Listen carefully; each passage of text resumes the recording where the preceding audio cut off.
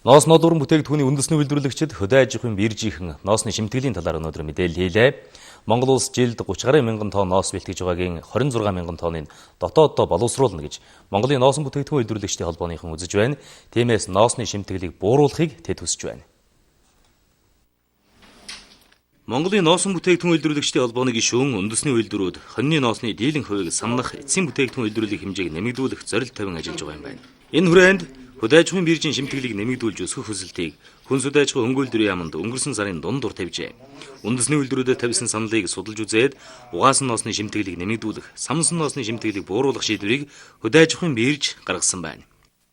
Энэ шимтгэл зорилго бол зөвхөн орлого олохтой биш.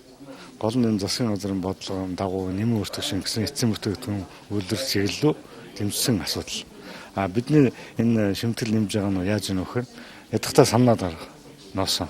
Тэгээд эцсийн бүтээгдэхүүн. Самнах юм бол ерөөсөө 1 кг самсан ноосноос чинь одоо 9 төгрөг 34 мөнгө л авч байгаа шүү дээ. Маш бага байхгүй. Тэгэхээр чинь үйлдвэрлэлд дэмжиж гэнэ гэсэн үг. Түүнээс бол энэ хаалттай орлогоо нэмэхэд ямар зорилго байхгүй. Хонь тэмээний ноосыг 2016 оны үнэтэй харьцуулахад 4 дахин үнэ нь өссөн. Гэвч энэ өсөлт нь дэлхийн жишгийн сайн төрлийн ноостой харьцуулахад хэд хөөрөөдсөн үнэ. Үүнээс болж үндэсний үйлдвэрүүд эцсийн бүтээгдэхүүн үйлдвэрлэх боломжгүй нөхцөл байдал үүссэн учраас шимтгэлийг нэмсэн шийдвэрийг дэмжиж байгаа. Ноосны салбарынхны тооцоогоор цаашид 1 кг ноосны үнийг 3,000 төгрөг болгож бууруулах шаардлагатайг энэ үеэр хэлж байлаа.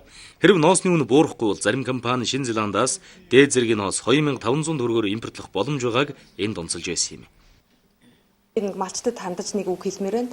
150 төгрөгөөр авдаг байх үед тонны ноос бол 1-р зэргийн ноосны гарц өндөртэй, хог шороо харьцангуй багтай, хамгийн сайн чанартай байдаг байсан бол үнд дагж чанар байх байтал өнөөдөр 4,000 төгрөг хүрсэн байгаа энэ нөхцөлдөө маш их хогтой, маш их будаг лакаар будсан, гарц муутай ийм болсон байгаа. 11 оноос одоо төрөөс бас үндэсний үйлдвэрлэлийг хөгжүүлнэ гэдэг малчтад одоо үндэсний үйлдвэртэй хоньны ноосоо тушаа бол одоо урамшуул өгөөд ингээд өнөөдрийн байдлаар 158 тэрбум төгрөгөөр малчтад шууд өгсөн байдгийг.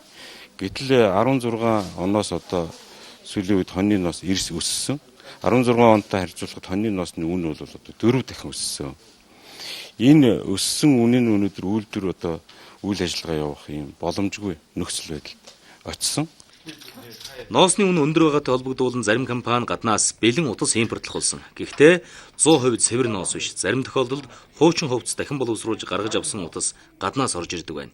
Энэ нь Монголын үйлдвэрлэгчдийн нэр хүндэд сөргөөр нөлөөлж байгааг хэвлэлийн баг хурлын үеэр үйлдвэрлэгчид ярьж байлаа.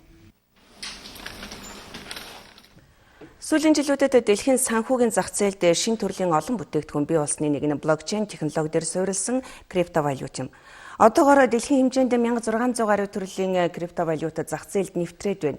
Харин манай улсын хувьд криптовалютыг хэрэглээнд нэвтрүүлсэн ч хууль эрх зүйн баримт бичгээр зохицуулагдаагүй албан бус төлбөрийн хэрэгсэл юм. Энэ нь ямар эрсдэл дагуулж